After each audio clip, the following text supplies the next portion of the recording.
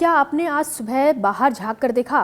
क्या सामने कुछ साफ दिखाई दिया या बस सफेद धुंध की मोटी चादर? और सवाल ये भी है कि क्या यह सिर्फ एक ठंडी सुबह है या आने वाले दिनों की बड़ी चेतावनी? घने कोहरे और कड़ाके की ठंड को लेकर बड़ा अलर्ट सामने आया है और संकेत साफ है कि आने वाले दिन आसान नहीं होने वाले। पूरे उत्तर भारत पर इस वक्त मौसम का ऐसा असर है जो सिर्फ परेशानी नहीं बल्कि खतरे की घंटी भी है। सोचिए, सुबह घर से निकलते ही चारों तरफ धुंध, सामने घना कोहरा और विजिबिलिटी लगभग शून्य।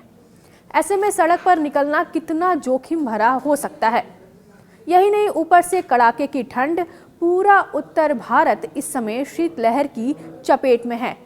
ठंड और कोहरा सिर्फ मौसम का मुद्दा नहीं है, इसका सीधा असर आम आदमी की रोजमर्रा की जिंदगी पर पड़ता है। स्कूल जाना हो, दफ्तर पहुंचना हो, ट्रेन पकड़नी हो या फ्लाइट, सब कुछ प्रभावित हो जाता है। ठंड बढ़ते ही सुबह की दिनचर्या पूरी तरह बिगड़ जाती है। साल 2025 की आखिरी सुबह दिल्ली एनसीआर में घने कोहरे और तेज ठंड के साथ शुरू हुई। तापमान में लगातार गिरावट दर्ज की जा रही है। एनसीआर में न्यूनतम तापमान 6 से 9 डिग्री सेल्सियस के बीच बना हुआ है, जिससे ठंड ज्यादा चुभने लगी है। ऊपर से बेहद कम विजिबिलिटी और खराब प्रदूषण ने हालात और गंभीर कर दिए हैं। यह असर सिर्फ दिल्ली तक सीमित नहीं है, बल्कि पूरे उत्तर भारत में जनजीवन प्रभावित हो रहा है। दिल्ली एनसीआर इस वक्त भारी प्रदूषण, घने कोहरे और शीतलहर की तिहरी मार झेल रहा है। कई इलाकों में विजिबिलिटी लगभग शून्य हो चुकी है। हवा की गुणवत्ता बेहद खराब स्थिति में पहुंच गई है। ठंड बढ़ने के साथ प्रदूषण ने लोगों की परेशानियां कई गुना बढ़ा दी है। गले में खराश, आंखों में जलन, खांसी और सांस लेने में दिक्कत अब आम समस्या बनती जा रही है। अस्पतालों में मरीजों की संख्या भी तेजी से बढ़ रही है। सुबह के वक्त हालात सबसे ज्यादा खराब नजर आ रहे हैं। दिल्ली एनसीआर के कई इलाकों में घना कोहरा छाया हुआ है। ITO, Anand Vihar, AIIMS, Ashoka Road, India Gate Circle, Mahatma Gandhi Marg, Dilshad Garden, Mayur Vihar, Laxmi Nagar, Akshardham और ओखला जैसे इलाकों में विजिबिलिटी लगभग ना के बराबर रही। नोएडा के ओखला बर्ड सेंचुरी और यमुना एक्सप्रेस वे पर भी यही हाल देखने को मिला।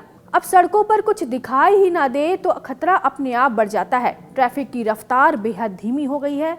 वाहन चालकों को फॉग लाइट्स जलाकर चलना पड़ रहा है। हर सुबह सड़क हादसों की खबरें चिंता और डर दोनों बढ़ा रही है। घना कोहरा सीधे तौर पर जानलेवा साबित हो सकता है। अब सवाल ये उठता है कि क्या असर सिर्फ सड़कों तक सीमित है? जवाब है बिल्कुल नहीं। कोहरे का असर हवाई और रेल यातायात पर भी साफ दिखाई दे रहा है। दिल्ली के इंदिरा गांधी इंटरनेशनल एयरपोर्ट पर कई बार विजिबिलिटी सिर्फ 50 मीटर दर्ज की गई है। ऐसे हालात में उड़ानों की सुरक्षा पर बड़ा सवाल बन जाती है।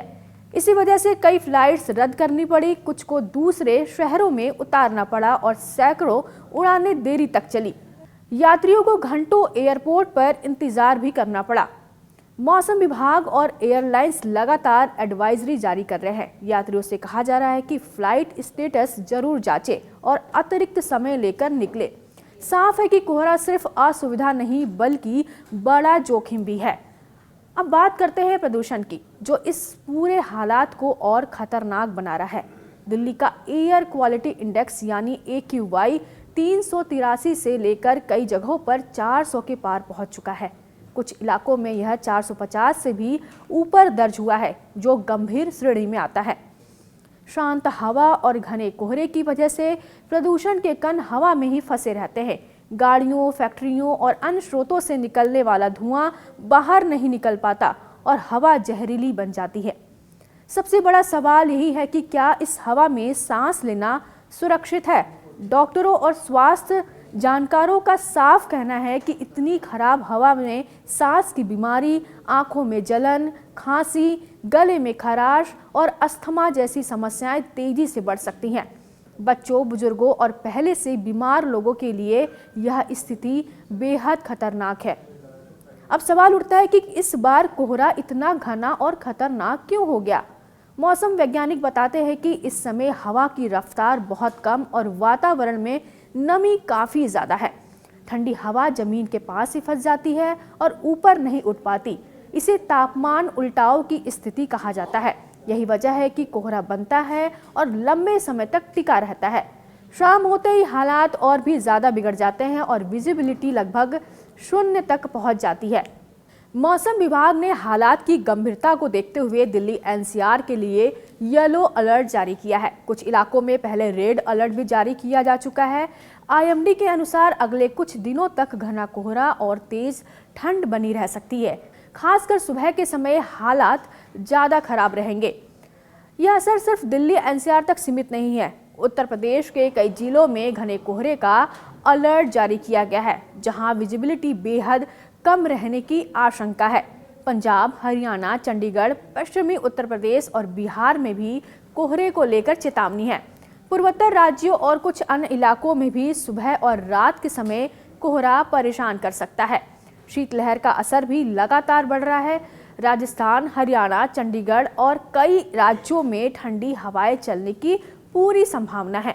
पहाड़ी राज्यों हिमाचल प्रदेश, उत्तराखंड, जम्मू कश्मीर और लद्दाख में लगातार हो रही बर्फबारी का सीधा असर मैदानी इलाकों की ठंड पर पड़ रहा है।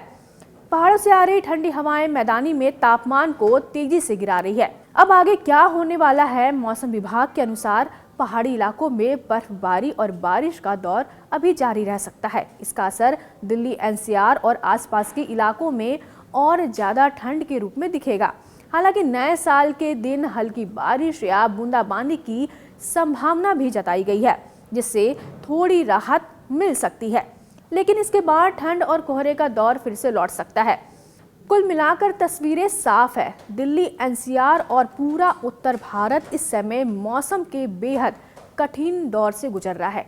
ठंड, घना कोहरा और गंभीर प्रदूषण ने लोगों के सेहत, यात्रा और रोजमर्रा की जिंदगी पर गहरा असर डाला है। अब सबसे जरूरी सवाल यह है कि ऐसे हालात में क्या किया जाए। जवाब है सतर्कता। बिना जरूरत बाहर निकलने से बचें, मास्क का इस्तेमाल करें, वाहन चलाते समय बेहद सावधानी रखें, फॉग लाइट्स का सही उपयोग करें और मौसम विभाग की चेतावनियों को हल्के में ना लें, क्योंकि यह सिर्फ मौसम नहीं, आपकी सुरक्षा और सेहत का सवाल है।